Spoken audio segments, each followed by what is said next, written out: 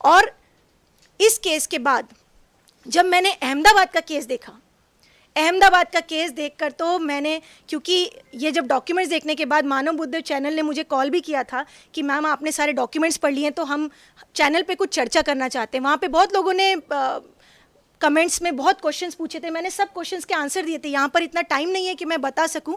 उस समय तो मैंने बहुत डिटेल में जोधपुर केस का बताया था, अहमदाबाद केस की भी उस समय बात आई थी, तब तक कन्विक्शन नहीं हुई थी। नमस्कार। हाल ही में सूरत शहर में आयोजित की गई प्रेस वार्ता में एडवोकेट कीर्ति आहूजा जी ने हमारे मानव बुद्धदेव यूट्यूब चैनल पर हुई लाइव चर्चा की। जो बात कही है उस चर्चा में से एक छोटी सी क्लिप निकालकर अभी आपको यहाँ दिखा रहे हैं, जो बहुत ही महत्वपूर्ण है। कीर्ति जी के साथ 2 घंटे तक चर्चा और सवाल जवाब हुए थे। उस पूरे वीडियो की लिंक डिस्क्रिप्शन में दी हुई है, सभी ज़रूर देखिएगा।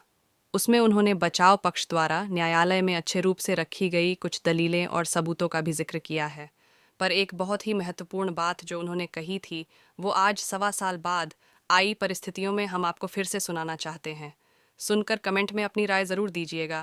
तो अगर आप निर्दोष हो तो आप अपनी फाइट लड़ो, और अगर आप निर्दोष हो तो आप एविडेंस जुटाओ, आप एविडेंस ढूंढो और उन एविडेंस को प्रॉपरली कोर्ट के सामने प्रेजेंट करो। कैसे नहीं लॉ काम करेगा। तो अगर आप निर्दोष हो तो आप अपनी फाइट लड़ो, और अगर आप निर्दोष हो तो आप एविडेंस जुटाओ, आप एविडेंस ढूंढो और उन एविडेंस को प्रॉपरली कोर्ट के सामने प्रेजेंट करो। कैसे नहीं लॉ काम करेगा। यहाँ पे ट्रायल कोर्ट ने किया ना काम। आज तक कभी किसी ट्रायल कोर्ट ने डिस्चार्ज नहीं किया था, हमेशा हाई कोर्ट या सुप्रीम कोर्ट ही करती है, लेकिन यहाँ पे ट्रायल कोर्ट ने किया, क्योंकि हमने ट्रायल कोर्ट को समझाया कि अगर आपके सामने है केस तो आप कीजिए। आप क्यों कहेंगे कि मैंने कभी नहीं किया तो मैं नहीं करूंगा, आप कीजिए। तो ऐसा उन्होंने कहा और 302 में बरी किया। जी। वैसे बापूजी के प्रकरण में, बापूजी के केस में ऐसे कई सबूत दिए गए, जैसे मेडिकल रिपोर्ट जो लड़की की उसमें बापूजी को क्लीन चिट मिली, और भी कई ऐसे सबूत। एक तो बापूजी पर मतलब ये आरोप करने से पहले एक आश्रम में एक फैक्स आया था जिसमें ये 50 करोड़ रुपए की डिमांड की गई थी कि यदि आप 50 करोड़ रुपए नहीं दोगे तो हम, अभी पहले भी कई आरोप आप पे लगा चुके हैं, लेकिन इस बार ऐसे आरोप लगाएंगे कि आप उसमें से निकल नहीं पाओगे, पूरी तरह फंसोगे, क्योंकि इस बार हम लड़कियों के आरोप लगाएंगे, लड़कियों से संबंधित। तो ये भी डिमांड की गई।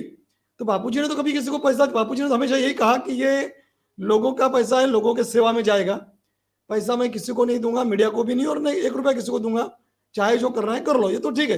लेकिन वो जो फैक्स की कॉपी थी वो तक कोर्ट में दी गई, लेकिन उसका कोई क्या मतलब, क्या समझे इसको, इतने प्रूफ देने के बाद, इतने सबूत देने के बाद, जैसा कि आपने कहा। मैंने जो फाइल देखी है उसमें मैंने ये फैक्ट्स का प्रकरण कन्विक्शन वाली जजमेंट में पढ़ा था मेरे सामने। अब वो 5000 पेजेस की फाइल है जोधपुर वाली, मैं पूरी नहीं पढ़ पाई क्योंकि मैंने सिर्फ कन्विक्शन का ही पढ़ पाई।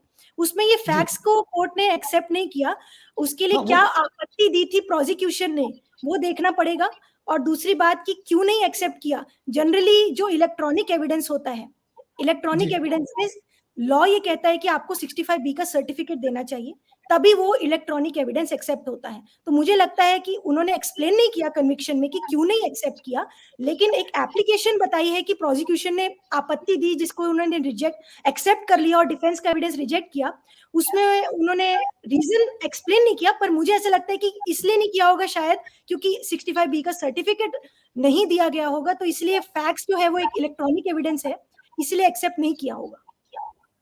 अच्छा, तो यह कीर्ति जी ने बहुत अच्छे से पूरी जानकारी दी यहाँ तक। अभी आगे और कुछ सवाल मेरे हैं उनसे, लेकिन आपके कोई सवाल हो तो जरूर मैं आपके सवाल भी उनसे पूछना चाहूंगा। जैसे शशिकांत झा जी का भी यहाँ सवाल मुझे दिख रहा है